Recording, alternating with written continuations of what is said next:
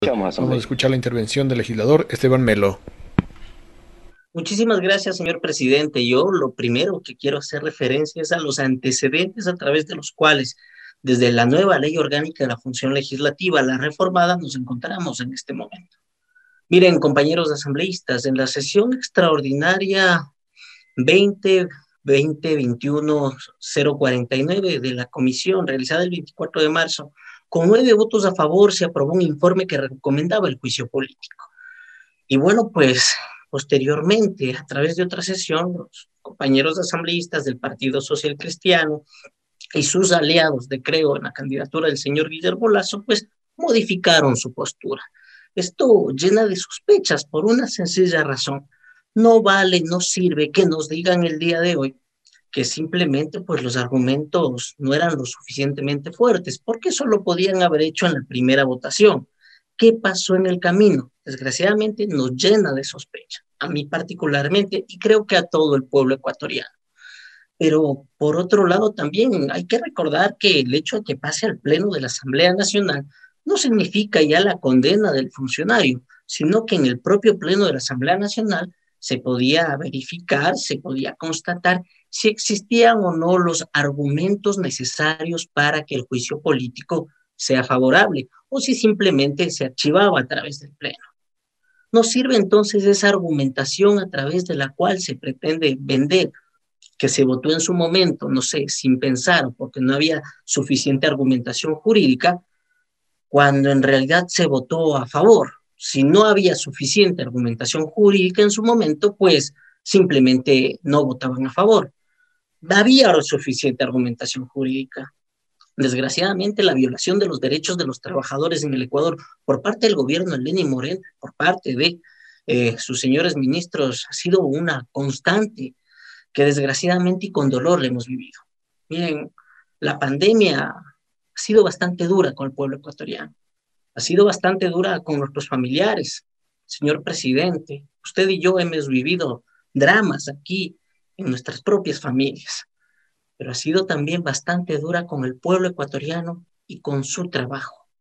Sí, efectivamente, parte de la pérdida de los empleos es producto de la pandemia, pero otra parte es de una pésima gestión por parte del gobierno nacional, porque simplemente lo que decidieron con el apoyo del señor Guillermo Lasso fue prepagar 2.000 millones de dólares a los acreedores internacionales, cuando el propio Banco Mundial pues decía que eso no se debía hacer y que eso no era lo recomendable.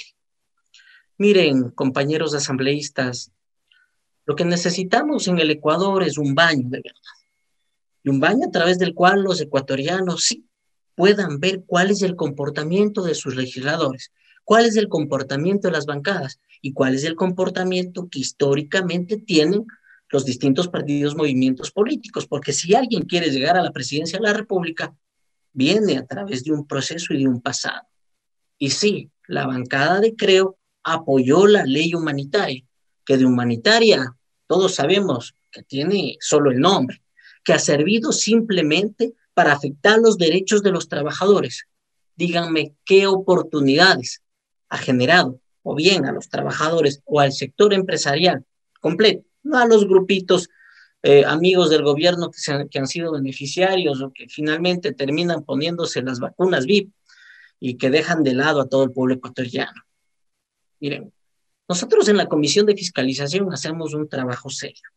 Y eso lo digo por todos los legisladores, incluso por aquellos que en su momento cambian de postura de forma totalmente sospechosa. Y estuvimos analizando de forma objetiva si el señor Andrés Kitsch había cometido alguna falta en el ejercicio como ministro de Trabajo.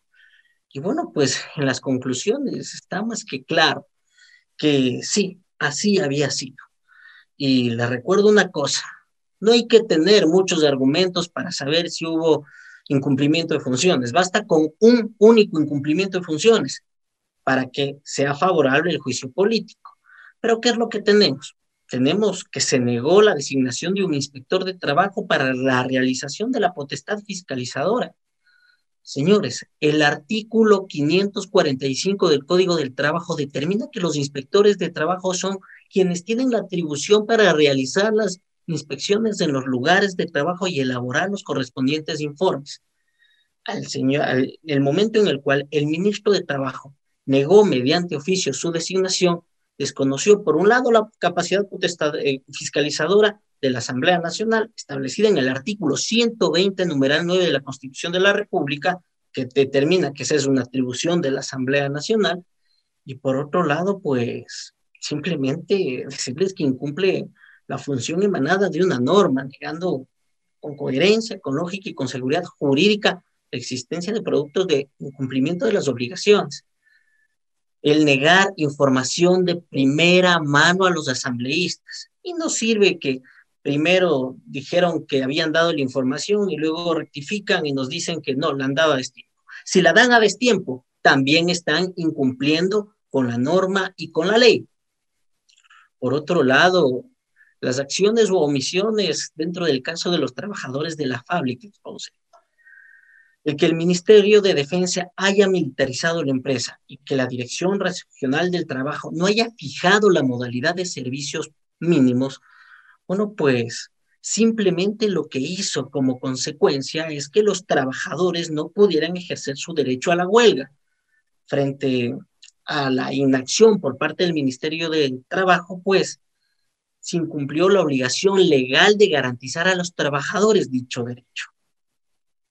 A través del acuerdo ministerial MDT 2020-133 con fecha del 15 de julio, bueno, pues el ministerio se atribuyó funciones que no le corresponden, falseando la realidad, arrogándose una competencia exclusiva de la Asamblea Nacional.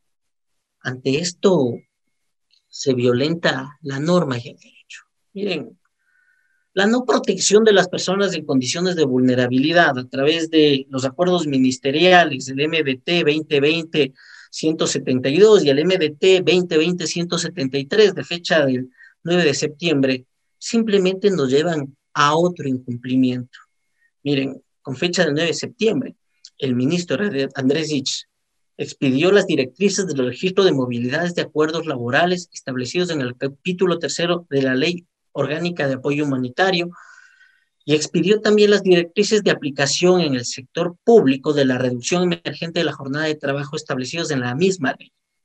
El artículo 4 de dicho acuerdo ministerial sobre las excepcionalidades de los acuerdos entre las partes señala que los acuerdos no disminuirán la retribución y se recibirá la jornada laboral ordinaria o parcial del trabajador del sector público, diciendo que tengan condiciones, en el caso de las personas de discapacidad, conforme a lo que establece el artículo 6 de la Ley Orgánica de Discapacidades, que sea calificado como sustituto laboral de una persona de discapacidad conforme a lo previsto en el artículo 48 de la Ley Orgánica de Discapacidades.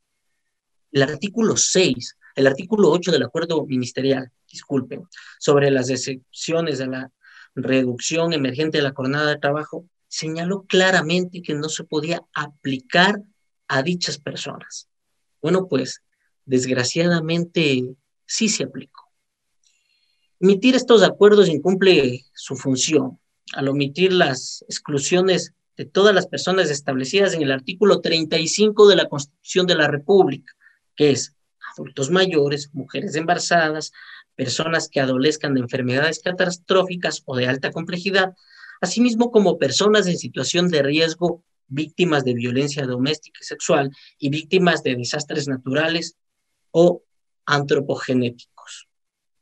Miren, son tanto los incumplimientos como el hecho de proporcionar el acceso a la información pública al Observatorio Ciudadano de Discapacidad, Salud Pública, Trabajo y Derechos, se le negó en primera instancia el poder tener esa información.